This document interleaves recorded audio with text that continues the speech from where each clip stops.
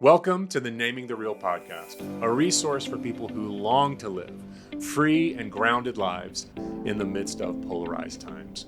We explore the intersections of culture, philosophy, science, and spiritual practice in order to cultivate lives of wisdom, discernment, clarity, and human flourishing in the midst of a chaotic world. Hello, welcome to the podcast. I'm Brandon Cook. And I'd like to start with a quote today from Carl Jung. The giant catastrophes that threaten us today are not elemental happenings of a physical or a biological order, but psychic events. Instead of being at the mercy of wild beasts, earthquakes, landslides, and inundations, modern man is battered by the elemental forces of his own psyche. I love this quote because this is always true, but it's never been so true as it is now. It's not the barbarian hordes at our gates or wild beasts, but psychic phenomenon that we're up against. Reality is not external, but internal to us. Even our notions of reality and of truth itself. There's a moment from 2017 that really bothered me, that disturbed me. Innocuous as it might have seemed at the time. President Trump, after his first inauguration, which was a rainy day and poorly attended, he said, and his administration insisted that it was the largest inaugural crowd in history, period. And I remember being confused and disoriented because this was blatantly, demonstrably false. It has become part of a pattern of testing whether people will deny what they can see with their own eyes. These seemingly innocuous moments are not innocuous at all because there's a battle for reality afoot. And as a society, we are losing agreement about what reality is and how we determine what is real. And many have argued that we live in a post-truth society, one in which objective facts matter less than emotional preferences, emotional narratives. I remember an episode of This American Life where they said, never have we had so much access to facts, and never have facts mattered less. Now, partly this obsolescence of facts is due to the fact that our brains simply cannot keep up. Comedian Janelle Kumo said, "Sorry I missed your text. I'm processing a nonstop 24/7 onslaught of information with a brain that was designed to eat berries in a cave." Indeed, this is the situation that most of us are now in. But what if people also took advantage of these processing limitations? Indeed, our current administration employs a strategy called flooding the zone, as Steve Bannon has called it. And flooding the zone means creating so many headlines, so much zig and zag that people simply can't keep up with it. We can't process, let alone evaluate what we're being presented with. In other words, our already tenuous grip on reality is being exploited politically. And further, the current administration's strategy is often tell them something and they'll believe it. There was election fraud. Millions of illegal votes were cast. Well, there's never been credible evidence for election fraud, certainly not proof. The commission assigned to investigate election fraud found no evidence and disbanded. But tell them and they'll believe it. Tell them enough times and they'll certainly believe it. It's called repetition persuasion. Now, this is an assault on truth. It's a way of undermining epistemology, which is how we know what we know. Certainly, every administration in U.S. history has tried to control the narrative, control truth, control reality. This is simply being political. And we saw this in the Biden administration and how they tried to control the narrative, for example, around COVID, what they censored or tried to censor anyway. I cite the Trump administration not just because they're now in power, but because they are so illustrative of the society-wide crisis we are in. And in many ways, they take the lead in that crisis, normalizing mendacity, explicit lies as a part of public discourse in ways that we've never seen. And then, any dissenting view or opinion, even factual dissent, is dismissed as fake news.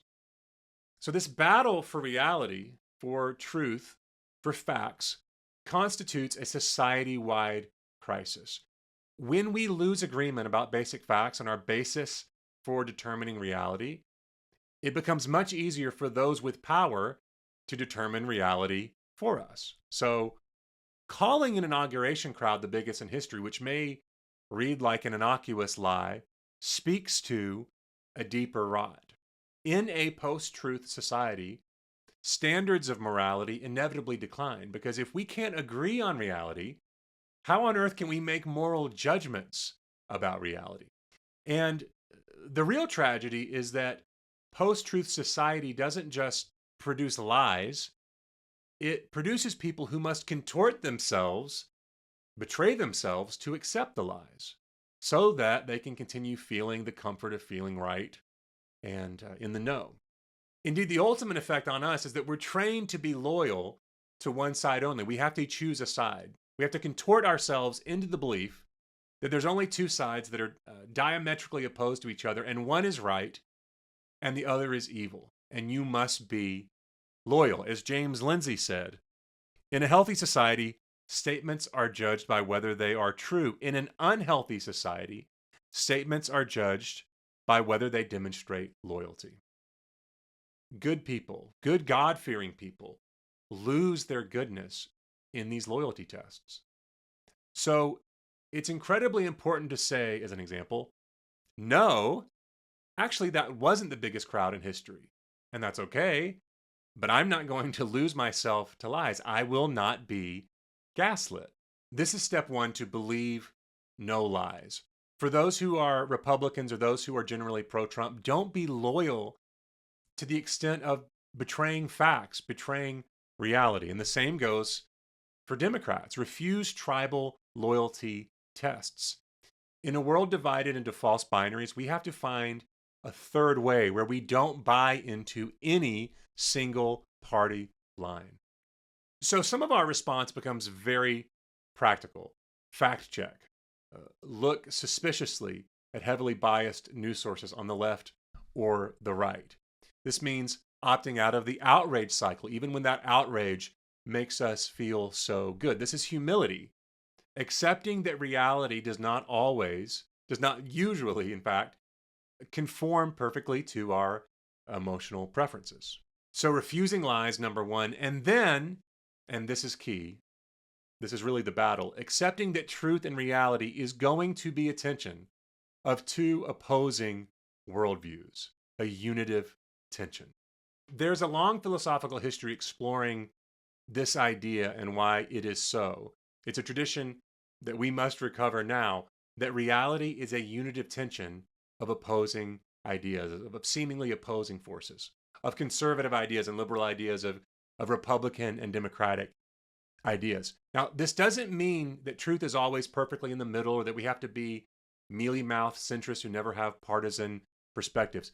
But it does mean that the other side usually sees something that is imperative for us to grasp, something essential, something the denial of which can cause our own argument to collapse. In other words, our argument can't succeed without incorporating the truth that the other side sees. You might believe markets are powerful engines of prosperity, but don't forget that markets can also generate inequality, monopolies, and wreck the environment if they're left unchecked. You might believe police departments have produced serious injustices and disparities, but don't forget that effective policing is also necessary to protect vulnerable communities from crime. You might believe that patriotism binds a nation together, but don't forget that honest critique of a nation's failures is often what allows it to grow and prosper. Reality, in other words, is more complex than tribal politics would have us believe. And we have to reject the false binary that one side, our side, is the only truth. It's emotionally comforting and beguiling.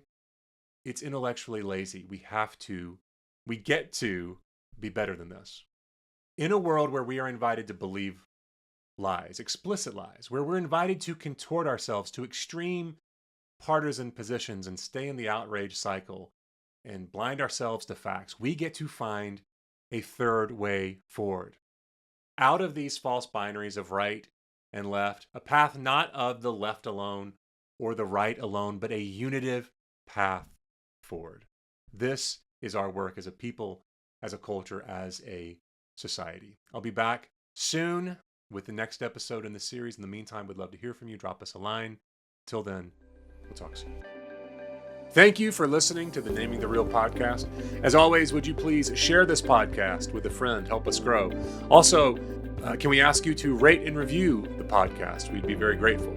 If you'd like more information on coaching or our training and intensive experiences through Naming the Real, or if you'd like to submit a question, or if you'd like to become a financial donor, which helps make possible the creation of resources like these, please visit namingthereal.com. That's namingthereal.com. I will be back soon with more episodes. Until then, may we live lives of courage and hope that help change the world. We'll talk soon.